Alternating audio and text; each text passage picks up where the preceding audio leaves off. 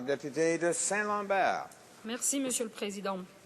Je prends donc la parole ce soir dans le cadre de ce débat sur un sujet aussi important que le projet de loi C-24.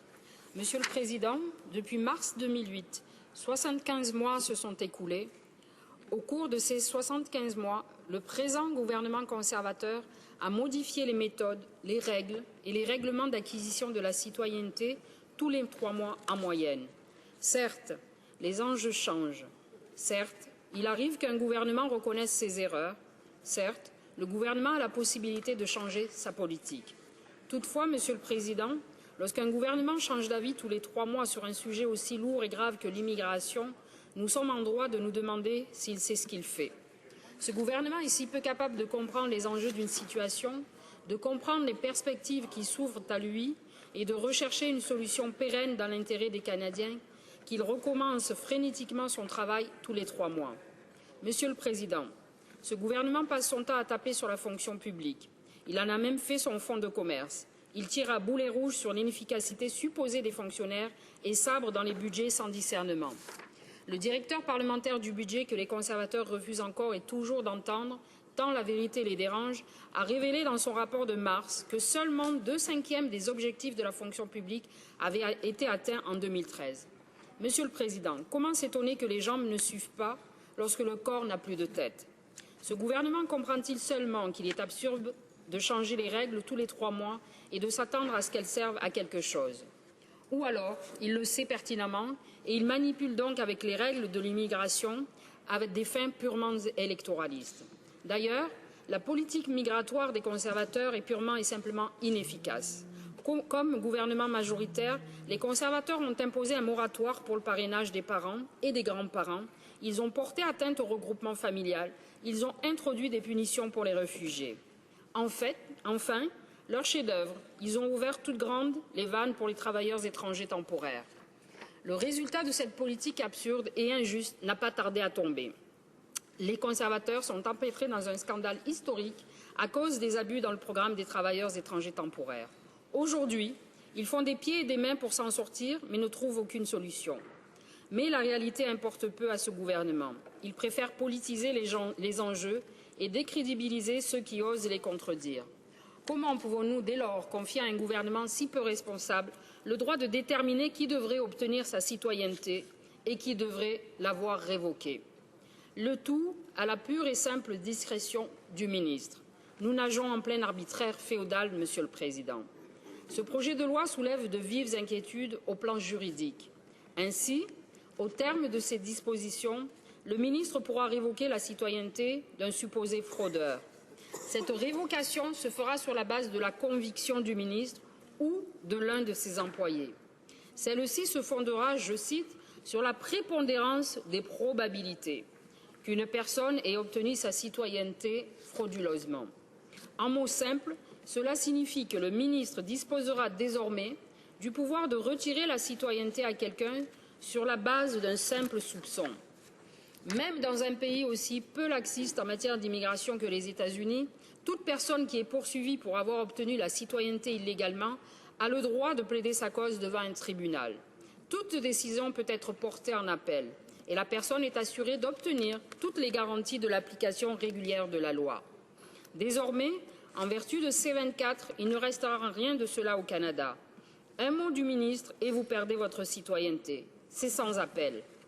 Cerise sur le gâteau, le ministre a déjà annoncé qu'il ne dévoilerait pas la liste des personnes à qui son bon plaisir accordera la citoyenneté canadienne. Je rappelle à ce gouvernement, qui se soucie fort peu des libertés civiles, que dans notre système juridique hérité de la Grande-Bretagne, un tel procédé porte un nom, c'est l'arbitraire.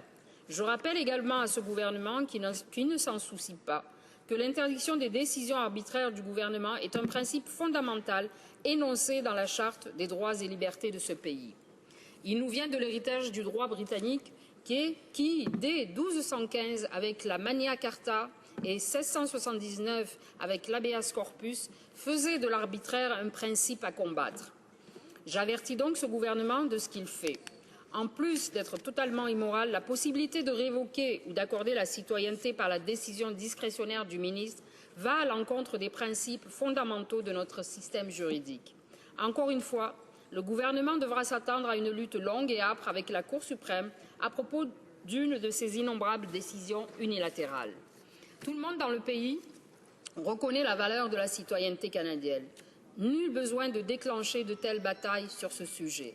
C'est pourquoi nous espérions que le présent gouvernement changerait un peu ses habitudes et consulterait l'opposition pour parvenir à un accord. Vain espoir. Les députés conservateurs du Comité de la citoyenneté et de l'immigration ont encore fait la démonstration de l'entêtement de ce gouvernement en rejetant tous les amendements proposés en comité. Nous avons entretenu cet espoir en gens responsables qui croyons que le gouvernement peut et doit changer la vie des gens. C'est pourquoi nous, députés du NPD, nous efforçons en toutes circonstances de trouver une solution constructive aux problèmes qui nous sont posés. Or, en matière d'immigration, l'incapacité de ce gouvernement a conduit à des retards inadmissibles dans le délai de traitement des demandes. Nous comprenons tous ce que ces retards génèrent de frustration et de dépit chez les demandeurs. Mais surtout, cette perte de temps est aussi une perte d'opportunités économiques. Les immigrants économiques qui frappent à notre porte pour venir travailler au Canada peuvent fort bien se tourner vers d'autres pays d'accueil en raison des délais trop longs pour traiter leurs demandes. Alors, ils iront enrichir d'autres économies plutôt que la nôtre. Or, lorsque le gouvernement a annoncé son intention de réduire les retards accumulés, nous avons salué cette intention louable. Nous avons toutefois rappelé qu'il a lui-même créé les conditions de ces délais en coupant systématiquement dans la fonction publique. En effet, depuis 2009, le délai de traitement moyen a plus que doublé, passant de 15 mois à 31 mois. Mais comme de toute façon, lorsque le NPD formera le prochain gouvernement, il devra réparer les trop nombreuses erreurs des conservateurs, autant commencer tout de suite. Donc, pour parvenir à retrouver des délais de traitement raisonnables, que propose ce gouvernement? Tout bonnement de simplifier le processus de traitement en supprimant les intermédiaires. Monsieur le Président, encore un exemple de la pensée magique et des annonces simplistes des conservateurs. Ils ne sont pas parvenus à résorber les retards dans les délais de traitement en mettant 44 millions sur la table dans le cadre du plan d'action économique et aujourd'hui, ils pensent y arriver avec des mesurettes administratives.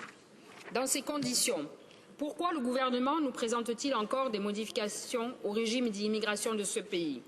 En réalité, Monsieur le Président, l'aveuglement de ce gouvernement sur les conséquences néfastes de cette loi ne peut avoir qu'une seule explication. Il n'a que faire de ces conséquences. Ce gouvernement ne recherche que l'effet d'annonce qui lui permettra de bien paraître. Voilà le fond de sa politique. Ce gouvernement se moque de l'intérêt des Canadiens, il flatte sa base électorale. Ce gouvernement ne démontre pas sa détermination, mais son entêtement. Ce gouvernement n'agit pas, Monsieur le Président. Il s'agite. Je vous remercie, Monsieur le Président.